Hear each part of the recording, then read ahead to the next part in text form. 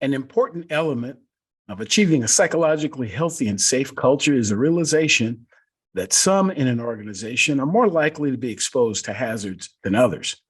We'll speak with the leader of an organization that is squarely focused on organizing and amplifying the voices of frontline workers to speak up for the safe working conditions that they deserve. On this episode of the Psych Health and Safety USA podcast. From Flourish DX, this is the Psych Health and Safety USA podcast. Safety at work is more than freedom from physical injury. To be safe, you have to feel safe. Join us each week as we discuss psychologically healthy and safe work in the USA. Well, welcome to this episode of the Psych Health and Safety USA podcast.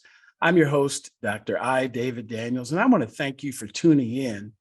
Each week, we seek to increase awareness of the importance of psychological health and safety by learning from the lived experiences, research, and expertise of our guests, as well as advocating strategies to reduce harm and minimize vulnerability to psychosocial hazards in the American workplace. The mission of the National Council for Occupational Safety and Health is to build the power of workers and their organizations to demand jobs that are safe, healthy, and free from exploitation. It's a federation of 26 grassroots worker groups and the home of the workers' health and safety movement in the US. National COSH is a broad community that includes members of unions and worker centers, health and safety professionals, academic specialists, and nonprofit advocates. They specialize in peer learning, training, support for worker organizing, and advocacy campaigns.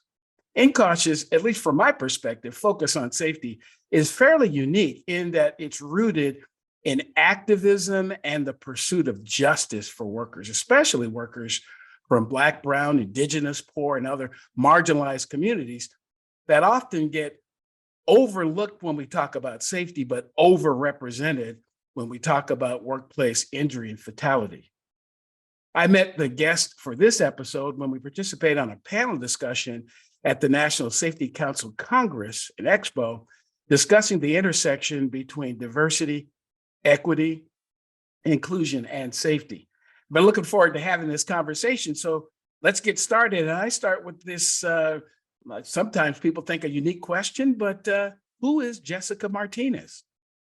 Hi, Dr. Daniels. Thank you so much for inviting me to your program. Well, my name is Jessica Martinez, and I serve as the co-executive director for the National Council for Occupational Safety and Health.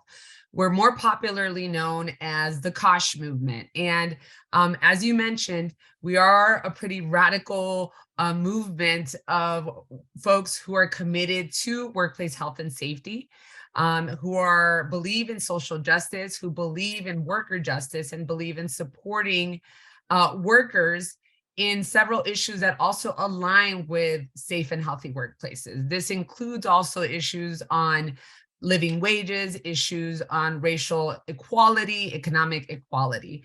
And in terms of your question of who is Jessica Martinez, I would say that it aligns very much with the values of the organization that I represent, which is why I love working for National COSH and being part of this movement, because I'm a person rooted in supporting our human race and ensuring that there is justice and equality across for our communities. I do identify as a Latina born and raised in Los Angeles and have sort of witnessed and have lived experiences in an urban city where you have seen the different power dynamics between the working community, the immigrant working community, folks of color, both living in Black and Brown communities, and how that has unfolded into sort of the work site and workplaces for many, creating some impact and a trickle effect in our community. So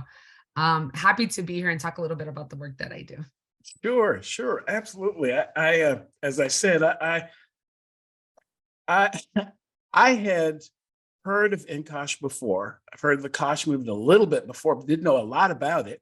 And then again, I find myself, sitting on stage, and there's this person sitting next to me who really knows what it's about and is actually part of the leadership. And I just, like I said, I'm just really looking forward to the opportunity to just have a conversation about you and what the COSH movement does. So this topic, psychological health and safety, gets different reactions from different people. And so when you hear the concept or the phrase psychological health and safety, what does that mean to you? I mean, it's interesting because when I hear it, the first thing that comes to mind are sort of these invisible hazards that exist at the workplace, first and foremost, because you deal with the power dynamics of workers and management. And sometimes psychological safety in particular, I feel, really underlines the belief that one can speak up without risk of punishment or humiliation.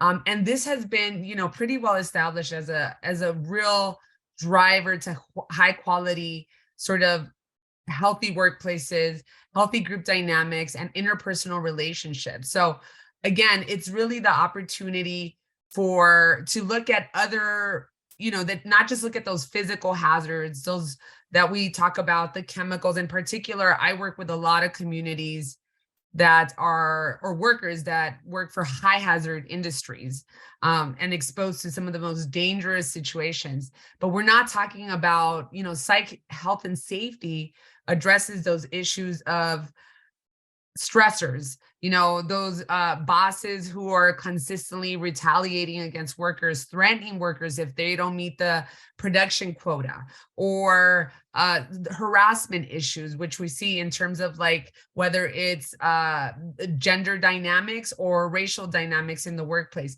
These are all issues that we see are prevalent already in places where you also see these physical hazards. So again, I really feel like in particular, there's a focus around, speaking up without that risk of punishment or humiliation when we talk about psych safety.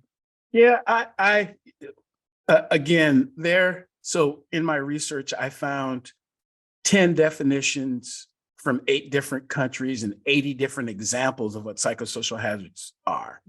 So when I have these conversations, it is not surprising that, people describe these in slightly different ways, but exactly to your point, it's the things that, so my definition is a psychosocial hazard is a psychosocial factor that's perceived or experienced by the person exposed as a hazard or a threat to them. And I think that's a lot of the challenge we have, is that we have a system, and I'll call it a system predominantly of capitalism, that is based on the exploitation of human beings and the extraction of wealth from the labor of other people. I mean, and I know that rubs some people the wrong way sometimes, but that's kind of what it is. I mean, if you do the research and look at the history of the country, that's kind of where we've been. I guess the discussion today is that what we want? Is that where we want to go next, to continue some of the almost, hideous things that have been done over the course of time, again, to extract labor out of people and profit out of human beings, but then forget about the fact that once we've left that demoralized person, they can't help us do great things in the future. They really can't. And it's it's certainly important. How did COSH, where did it come from? I mean, Absolutely. So National COSH has been a movement that's been around as COSH with the identity as coalitions or committees on occupational safety and health. And we take on the word coalition because it really is a mixed bag of folks really sharing the value that all workers should have access to safe and healthy workplaces. So the very first COSH was established just maybe 2 years after the OSH Act was established in 1970. So we've been around for some time. Now, what's happened is that through the years, our COSH groups have taken different formations. In our network, we have COSH groups that, as part of their title is COSH. We have New York COSH, we have Southern California COSH, and again, take on this coalition model.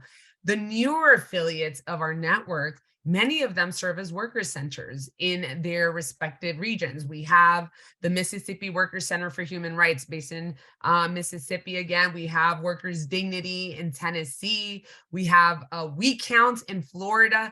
These are all organizations that are committed to advocating for worker rights, to allowing workers to exercise their rights at work, and also holding employers accountable to do the bare minimum of following standards and following laws, allowing workers to exercise those rights. So, again, to your point about psychosocial hazards, just really thinking about, even we know that so many workers face these serious psych hazards on the job daily. And I had mentioned earlier, workplaces are prone to challenges because of the power dynamic between bosses and workers. And one example, like immigrant workers, are just one example of the constant psychosocial hazards. I mentioned this group of workers because there are mounting challenges and barriers that allow them to access information about their rights, including language barriers,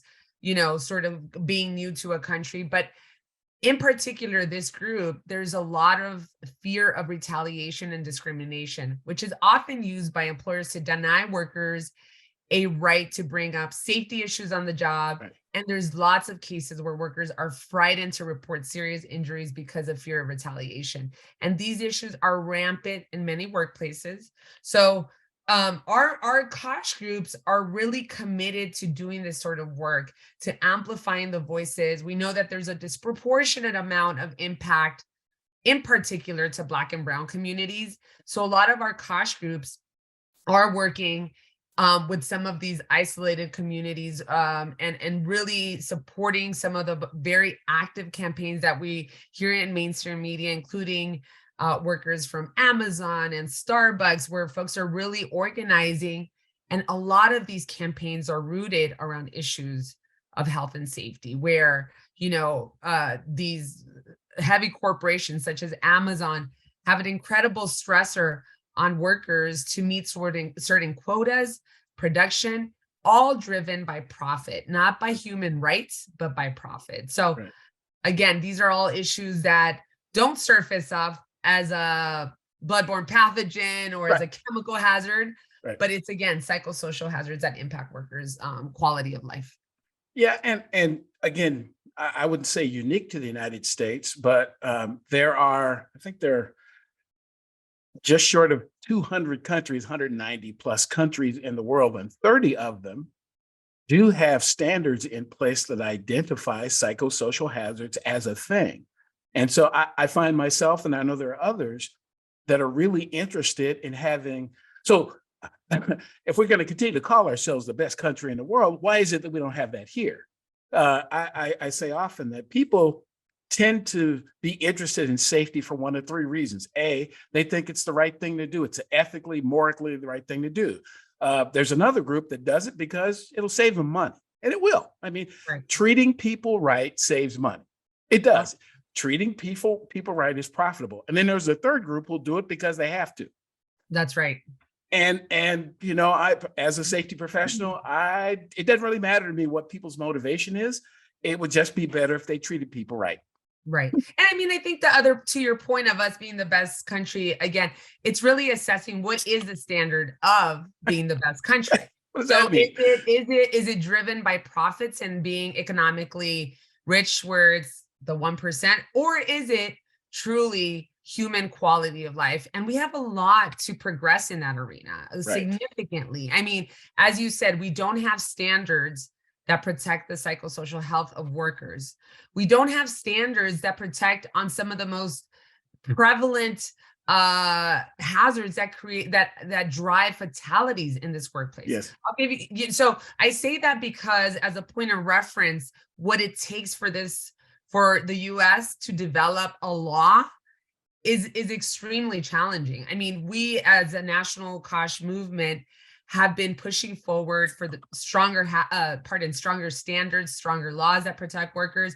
One example is heat. Heat kills workers. It does not only kill workers traditionally known as like farm. We think of heat killing outdoor workers such as farm workers, and construction workers, which is a reality. But now we're seeing both indoor and outdoor heat impacts. Mm. And we've been advocating for a heat standard for as long as I can remember. Yet till this day, we do not have a law that outlines protections for workers around, visible hazards such as heat, in addition to many others. Right. But again, our goal is really to empower workers, that they are also able to speak up and really have a voice at the table with their employer to make requests for better policies, better programs in their workplace, that will speak to health and safety. We know the limitations with our government agencies. I mean, there is, I would have to check my source, but I think it would take easily over 100 years for an OSHA inspector to reach to be able to inspect every workplace in the Wow. United States. So we have a limited number of inspectors, which makes our enforcement of these laws, less likely. And this is why we have unscrupulous employers, talking about your third bucket, right? Those that Right. just don't care, Right. that are running rampant and just really thinking of a way to make that easy money. Sacrificing the backs of many workers who are already in some of the most vulnerable positions, who are consistently in survival mode, Right. to be able to so have limited options. But we're here as advocates, believing that workers really, once they take collective action, do have the power to make these demands to the employer. But also within National COSH, the other arm is that we ensure that we are somewhat of like a watchdog, ensuring that OSHA, other government agencies that are in charge of ensuring enforcement and standards are doing their job and doing it effectively. Right. Right. It seems perfectly reasonable that regardless to which side of the political spectrum people are on, it's if we're going to have a government, if we're going to have agencies funded by taxes and fees and whatnot, one would think they would function in the way they say they're supposed to function. That's it. I mean, I think that's asking too much. And unfortunately, every one of our federal agencies, from my perspective, is smaller than the problem that they're trying to address. So it's then important that we do exactly as NCOSH is doing, is empower the human beings who have to decide to go work there. I mean, I had someone on the podcast a while back talking about the connection between financial independence and safety, because there's a connection. And to the extent we can help our communities understand that financial independence does not mean being rich. It doesn't. It means there's a gap between what you owe and what comes in and what goes out, and helping people understand that some decisions that I make as an individual, puts me in a position to have to deal with that employer who won't treat me right. And thankfully, thankfully the millennials, Gen Zers, and Gen Alphas are going to go, look, we're out. We're just not going to, they're smarter than me. And they've just figured this out. But it made me think, when you're talking about the unscrupulous kinds of employers out there, about your the list of the worst employers. As a matter of fact, that may have been the first time that I heard of you, and I go like, who? Somebody's done research on this. So tell us about. I think you call it the Dirty Dozen. But yes, we do call it the the Dirty Dozen. So, National COSH as a movement also is very much connected and aligned with Workers' Memorial Week. And I'll get to the Dirty Dozen, but you need to know a little bit about Workers' Memorial Week to understand why we do this work. But Workers' Memorial Week is celebrated internationally. And really it's an opportunity to pay tribute to fallen workers. We've expanded on that period of reflection and shifted it to take advantage as a time to take action as well. So what we are encouraging is, we just don't want to be groups that are, paying tribute to fallen workers, but also having deep discussions with our communities about, why are these workers being killed at work? Why are there so many injured workers? Why is there occupational illnesses and diseases that lower the quality of life of our communities. And again, we started to see, talking to families, talking to workers, that there are many employers out there that just really genuinely don't care about the health and safety well-being of workers, and that need to be called out for it. So with that said, we said, well, let's start with a national campaign that identifies 12 of the dirtiest, most unscrupulous employers in this country, where workers are consistently making these demands for change, for better safety conditions, and so forth, but they're still not budging and they're still resisting these changes. So what we did is we've opened it up, and we're actually at this moment, we're gathering our list for 2023 of the dirty dozen employers, where we're asking for anyone really, worker advocates, workers directly, health and safety professionals, that if they'd like to nominate a company or, that really falls in these categories of unsafe working conditions, retaliating against workers, of really just having the worst injury track records and hazard track records in their companies, that they submit them in the Dirty Dozen. And we've had a lot of companies, Amazon has made the list a couple times. We had a bottling company from New Jersey called Refresco, and their workers led to a unionization and to health and safety changes in their program. We've had several companies from across the country. So we're doing this now. We're gathering those employers, and encourage your listeners that if they know anyone that, deserves deserves this title, and hopefully that triggers some change. Nominations are open on our website, nationalcosh.org. I have to tell you that I think it's just such a spectacular idea. Because if we're going to have this free market thing that we talk about all the time, I think it's important that people use their purchasing power, their employability power. I'm a commodity. I mean, that folks, a lot of these corporations have commodified me anyway. So, and as a matter of fact, in the current labor environment that we have, where there are a lot more jobs out there than there are people, it's shifted. Workers, I believe, have more power now than they've had in many periods so those of us and everybody, I think people should look at themselves in the mirror and say, look, it's important that I go and I work in an environment that values me, that respects what I bring to the table, and is not going to intentionally injure or kill me. So perhaps one of the ways we do that is we make it unfashionable for people so don't go work over there, and tell your friends, don't go work there. That's their problem. If they're not going to treat people right, like I said, this gets me in trouble, and I frankly don't care, which is why I work by myself. If you don't have the resources to take care of the human beings that you've hired, close your business. How about that? I don't care whether you make a dime, because ultimately you cost us more as a society.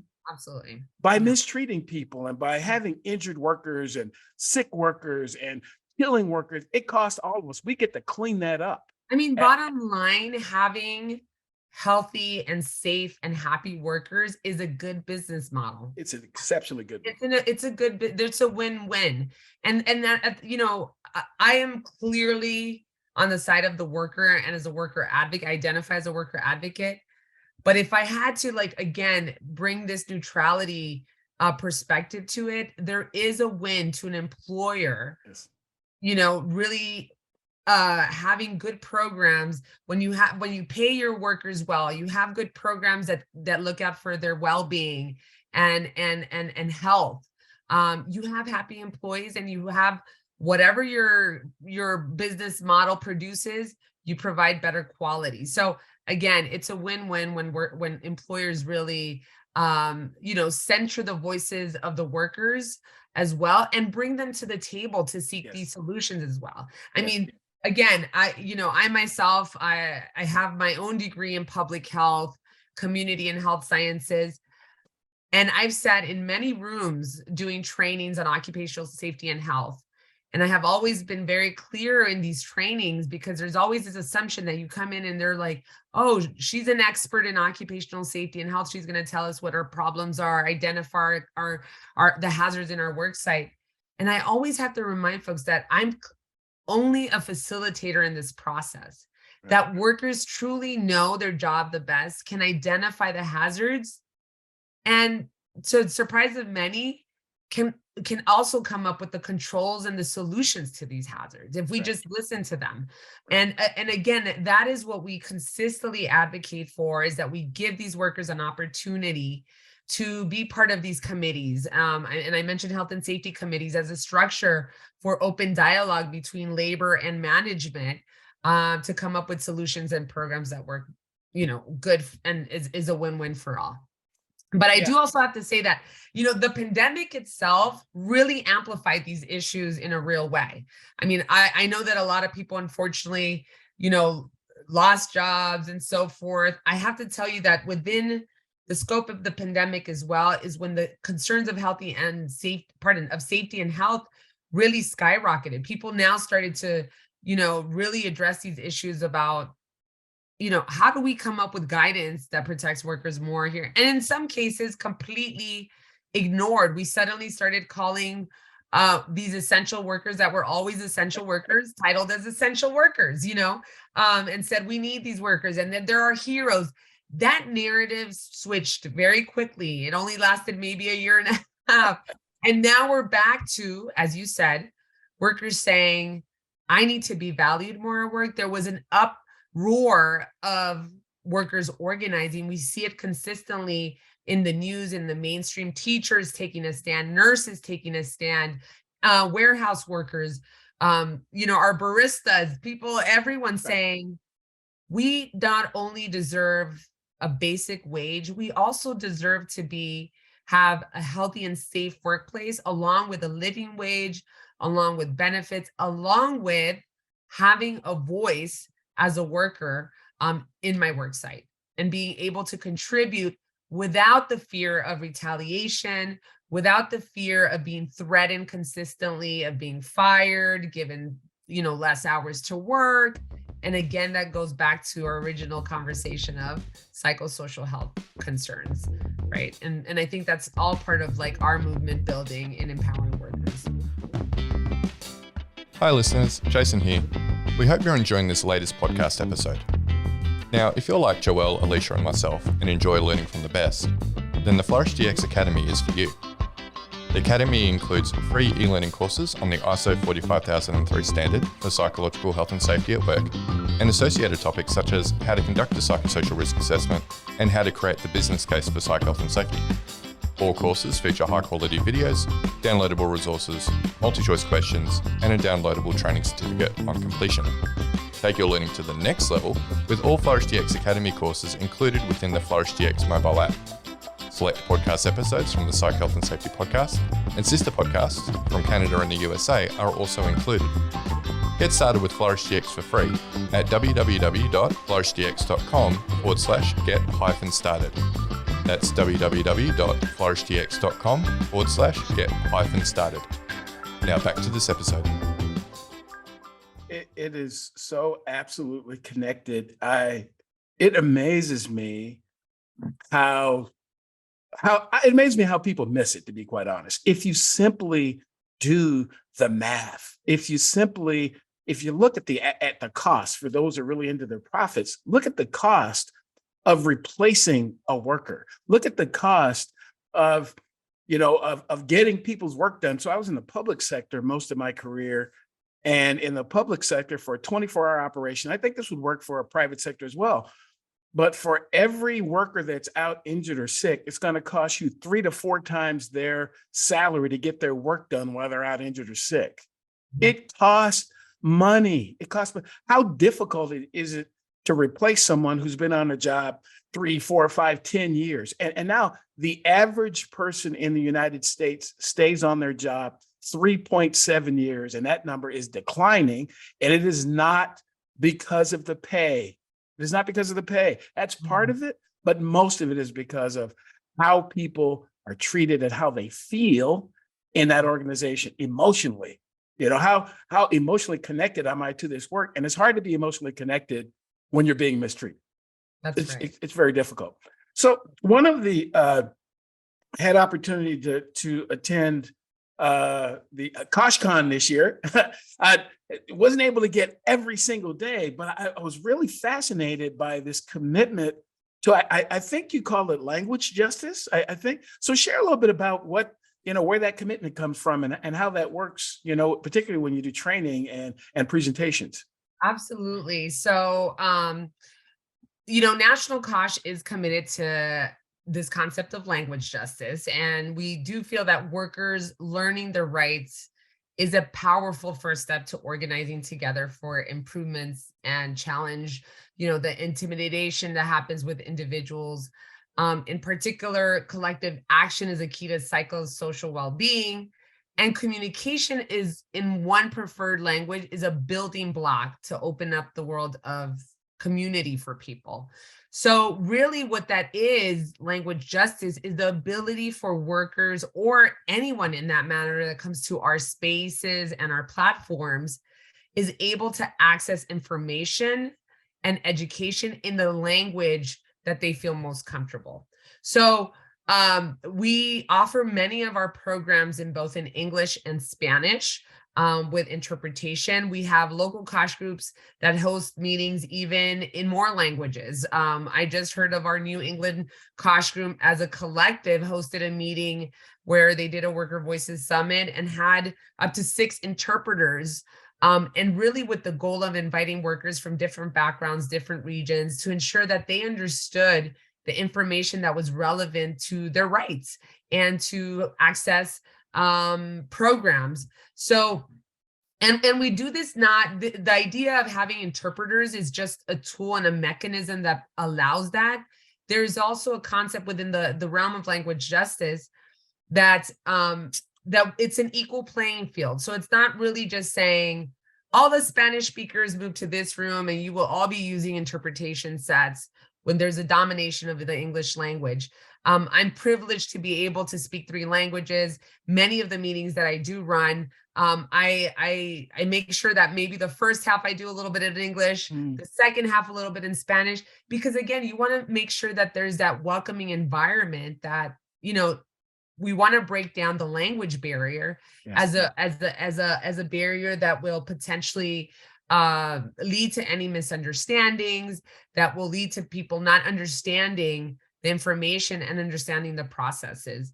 And again, being that we work with a lot of folks in BIPOC communities, we see a diversity in culture and language, and that's very important for us that, our communities have access to these programs firsthand. I'm very proud of our organization that we have been able to set up meetings with top officials in government, from the heads of OSHA and so forth. And we have had workers that work in meat processing plants, that work in construction, that work as domestic workers, speaking directly to these heads of government agencies in the language that they prefer, in Spanish, in Portuguese, in many other languages. And it's all because of setting the programs that allow for and what we call language justice. And so it takes a lot of resources. I have to say that. It's not an easy, but once you're committed to it, we make sure that we incorporate it into the layout of what we need. And that's why a collaborative space is also very important with us. We work with a fabulous team of interpreters, translators. We are a nonprofit organization. So when we are seeking support and funding and donors, we make sure that they know that when they're supporting our organization, that you're also supporting this vision for language justice, and that takes up a lot of resources in our programming. Wow. That is just so, it's just so important, because when we talk about diversity, equity, inclusion, I mean, it's almost a buzzword for a lot of folks these days. And I appreciate that. I appreciate the attention, but when it comes down to it, I say often that money's only an issue in the absence of value. And when it's important, we find money for it. We find resources for it. We find time for it. Now, none of us can be all things to all people, but it's important that groups that have had almost nothing, or in some cases have had nothing, get something. I mean, I think that's really important about what you all are doing. Again, I'm sure you would love to have, tons and tons of more resources. And before we leave, I want to have you share a little bit about how people can support, your organization. But somebody's got to do this because, again, we continue to talk about the cost of injured workers and how much it affects our economy, and the businesses can't continue. It's all connected. You can't make money if there aren't people to buy from you. Right. And again, it's not just how you treat the workers, but it's how those mistreated workers communicate with their communities. Because if I find out, and I'll tell you this, this is a secret, but I'll share it. When I go out to, particularly in service sector, go to the cleaners, go to, go to pick up ice cream or the grocery store or restaurant, I ask workers what it's like to work there. I do. And I'm clear with them that when I start getting the sense that the employer is not taking care of them, I stop buying from them. Mhm. I do. Matter of fact, there's a couple of big companies I'm trying to figure out now. And because we don't have the kind of laws against monopolies, you find yourself almost forced to deal with people sometimes you don't necessarily agree with. So it's not really all that clear. But in my own little way, and I encourage other people to do it, when you're interacting with folks, that you get the name of the person who's filling your glass. When people are, I actually, I did work, I was in custodial services for a while myself. So I understand what it's like. I was a server and started off working at a grocery store and at fast food. I still remember what that felt like. And I have an issue with people who feel like they can go and just treat these workers anyway. And if you're an employer who does that, you won't be getting my money long term. I got to tell you, I won't do it. Right. No, and I mean that is the power of also within the organizing scope of workers really demanding for change.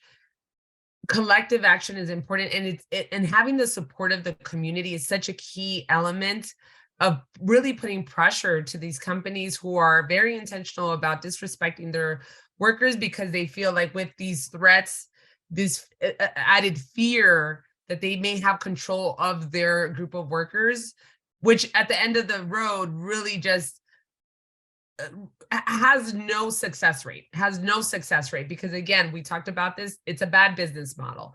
But when us as a community can really support our working community, there's a domino effect to the qualities of our communities. We have good jobs, we have healthy and safe communities as well. So again, the same with the pandemic, that really was heightened during the pandemic. We knew that workers were getting sick at the work site, getting COVID. They would take it back to their communities, to their homes. And it's not just COVID. This happens with many other, occupational health and safety illnesses and diseases. It has an impact to our families and our communities. So what we are striving for is really human rights and worker justice, and within the bigger scope of creating, more equal and just societies, truly. I mean, as cliche as that may sound, I think that our work is really part of the puzzle to creating these more, equal communities for our workers. Sure. So I was, looking at the clock, and I certainly don't want to keep you too much longer, but just a couple final questions.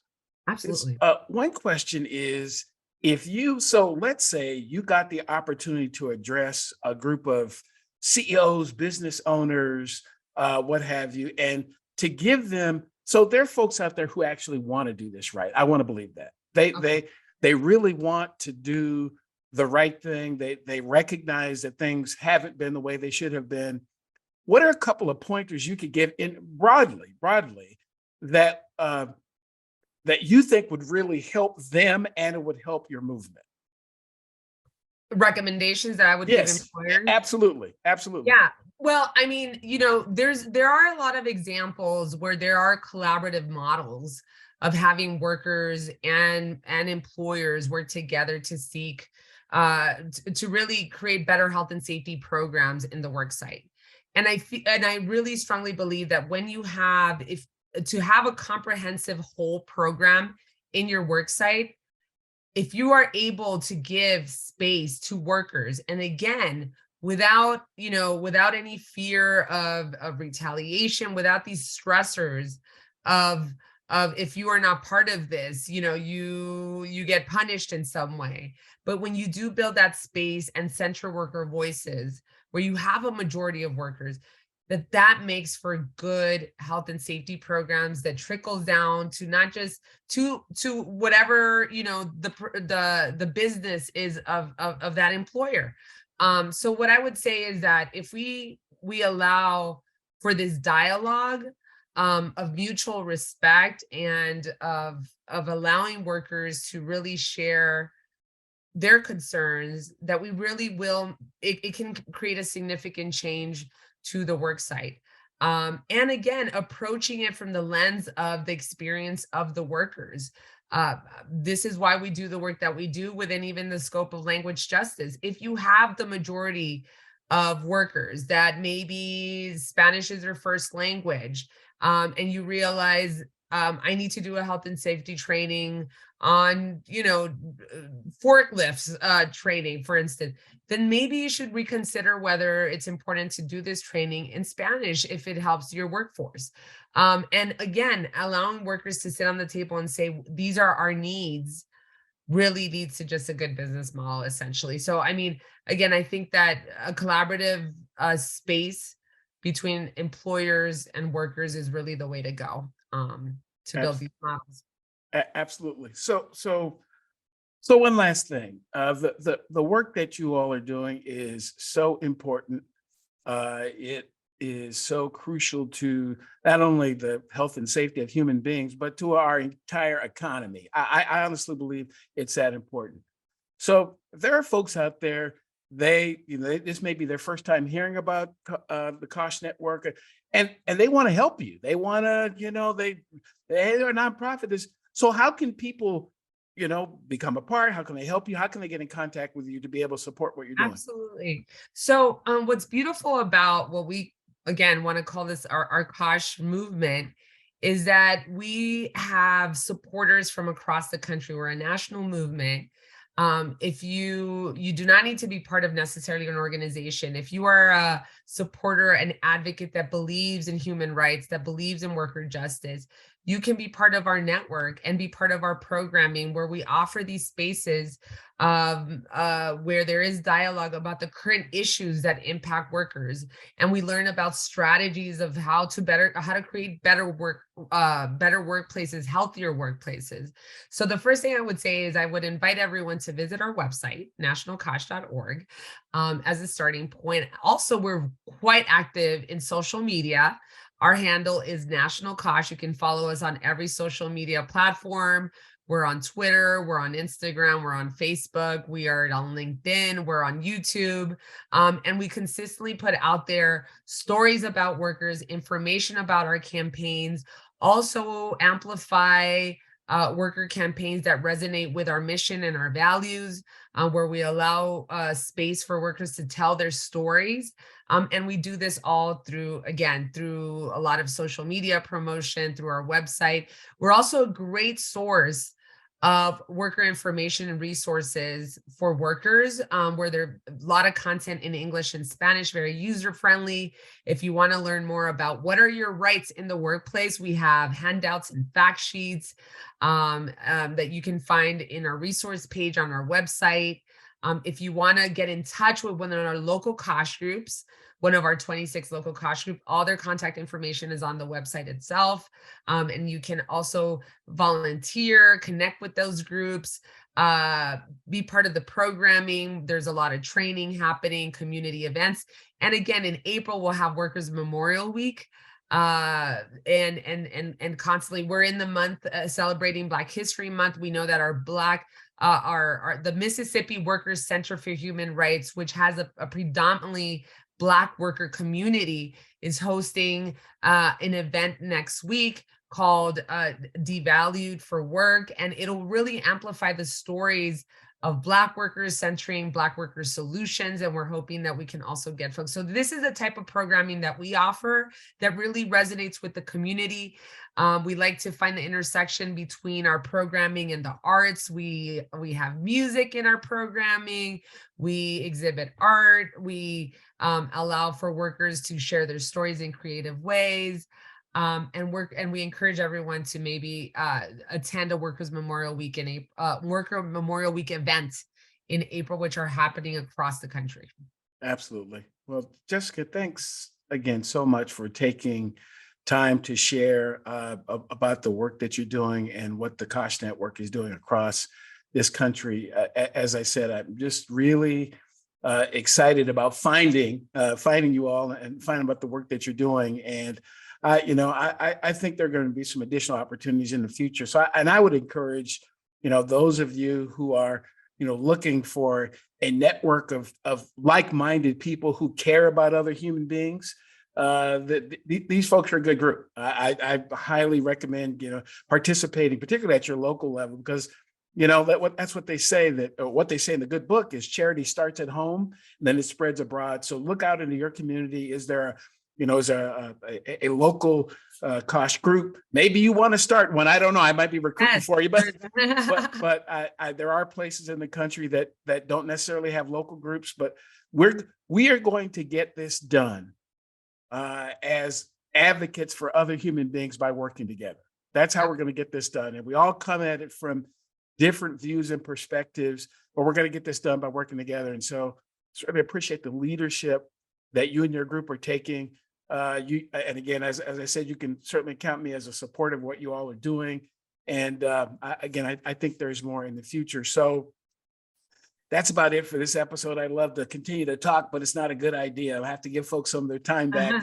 So again, Jessica, thanks so much for joining us. And again, to you who are following our podcast, we're continuing to increase in subscribers, so most folks are listening, but if you want to go to the Flourish DX webpage, you can actually, or the YouTube channel, you can actually see these episodes if you like to do it that way. Again, as long as we're getting the word out, we're certainly happy. And we'll look forward to seeing you on the next episode of the Psych Health and Safety USA podcast. Thanks very much. You've been listening to the Psych Health and Safety USA podcast. To stay up to date with the best content on workplace mental health in America, subscribe wherever you listen to podcasts, and join the Flourish DX community at www.flourishdx.com.